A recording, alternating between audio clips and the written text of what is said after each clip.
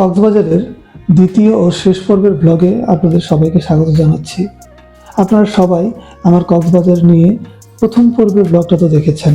দ্বিতীয় পর্বে আজ নিয়ে এসেছি পাটোয়ার টেক, ইনানি বিচ আর মিনি বান্দরবন ঘোরার কিছু মজার অভিজ্ঞতা। আর তার সাথে জানাবো এই জায়গাগুলোতে যেতে চাইলে কী উপায়ে যেতে পারবেন সেই তথ্য। কক্সবাজার থেকে প্রথমেই যদি পাটোয়ার টেক যেতে চান তাহলে সময় লাগে 1 ঘন্টার মতো। মেরিন ড্রাইভের বিস্তৃত রাস্তা ধরে অটো, সিএনজি বা খোলা জিপে করে সহজেই চলে যেতে পারেন আপনার গন্তব্যে।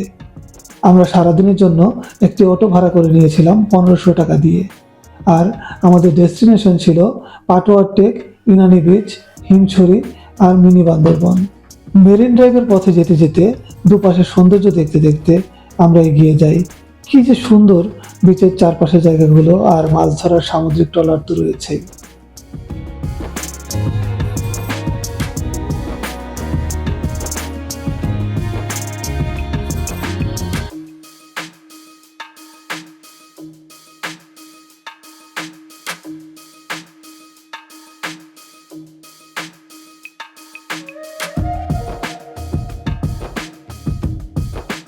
কক্সবাজার শহর থেকে বেরিয়ে যখন মেরিন ড্রাইভ দিয়ে পাটোয়ার টেকের দিকে এগোবেন, চোখ ফেরাতে পারবেন না এটা নিশ্চিত।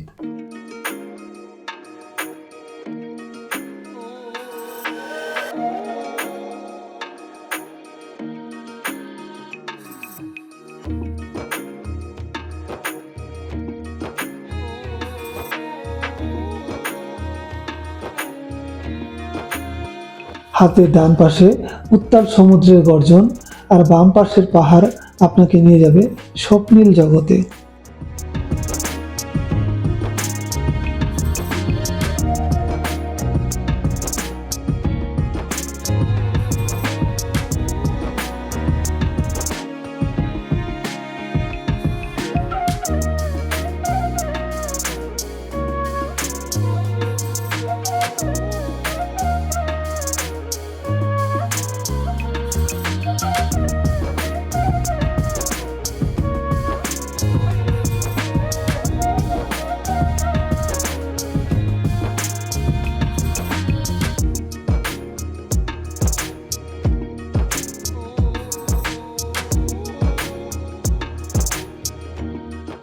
দেখতে দেখতে আমরা প্রথমে পৌঁছাই পাটোয়ার টেক সৈকতে। অদ্ভুত রকমের সুন্দর পাথুরে বীচ পাটোয়ার টেক, চারপাশে শান্ত স্নিগ্ধ পরিবেশ, বিস্তৃত ঝাউবন আর সৈকত জুড়ে লাল কাঁকড়া ছুটোছুটি মনটা ভরিয়ে দিয়েছিল।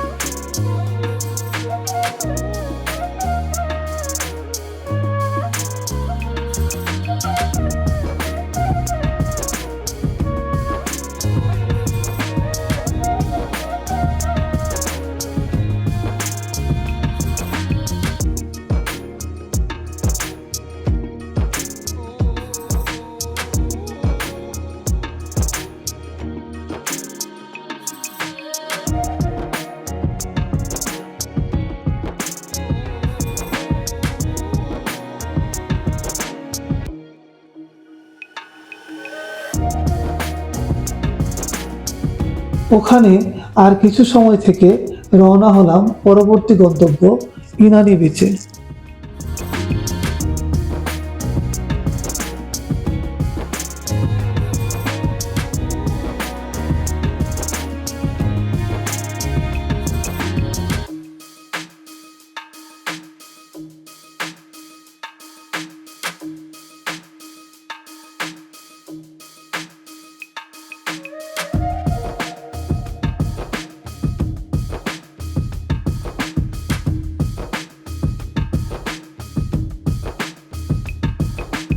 কক্সবাজার থেকে 23 কিলোমিটার দূরত্বে ইনানি বিচ। পাটোয়ার টেক থেকে আমরা ওখানে চলে গেলাম। ইনানি বিচে প্রবাল পাথরের ছড়াছড়ি, অনেকটা সেন্ট মার্টিনের মতোই। আপনি যদি এর আগে কখনো সেন্ট মার্টিন গিয়ে থাকেন, আপনার সেই পুরোনো দিনগুলোর কথাই আপনার মনে পড়বে। এবং সেন্ট মার্টিনের মতো অত বড় পরিসরের জায়গা না হলেও কিন্তু আপনার প্রথম দেখায় ঠিক মনে হবে যে আপনি সেন্ট মার্টিনে এসে পড়েছেন। কক্সবাজারের মতো অত বড় বড় ঢেউ আছড়ে পড়ে না ওখানে। অনেক শান্ত প্রকৃতির সৈকত এই ইনানি বিচ। জোয়ারের সময় কোনো প্রবাল পাথরের দেখা পাওয়া যাবে না নিশ্চিত। ভাটার সময় বিশাল এলাকা জুড়ে ভেসে ওঠে পাথর। ইনানি সৈকতে যেতে পারেন বিকেলবেলা। পরন্ত বিকেলে সূর্যাস্তটা উপভোগ করে আসতে পারেন।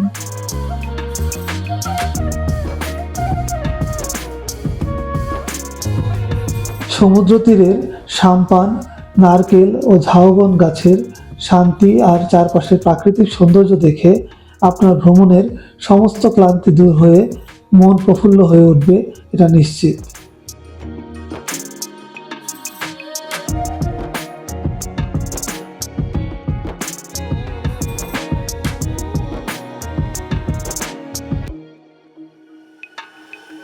ইনানি বিচ যাওয়ার আগেই মাঝখানে রেজু খাল ঘেরা পূর্ব পাশেই দৃষ্টিনন্দন গোয়ালিয়া পালং, যাকে মিনি বান্দরবন নামে ডাকা হয়।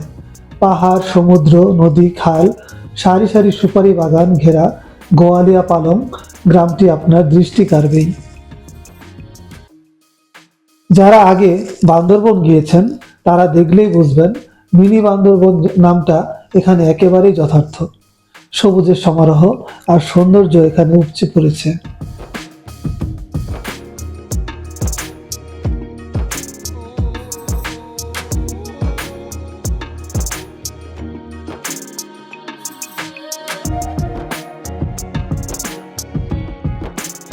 সেখান থেকে বেরিয়ে আমরা এরপর গেলাম হিমছড়ি, কিন্তু সন্ধ্যা 7টার মধ্যে ঠিক মতো পৌঁছানোর কারণে ওই জায়গাটা গিয়ে আমরা বন্ধ পাই। তাই ওইখানে আমরা খুব বেশি সময় কাটাতে পারিনি, কারণ তখন অন্ধকার হয়ে আসছিল। এ পর্যন্তই ছিল আমাদের এবারের কক্সবাজারের ঘোরাঘুরি। আশা করি আমাদের এই ভ্রমণ ব্লগ দুটো আপনাদের ভ্রমণ ডেস্টিনেশনকে কিছুটা হলেও সহজ করবে।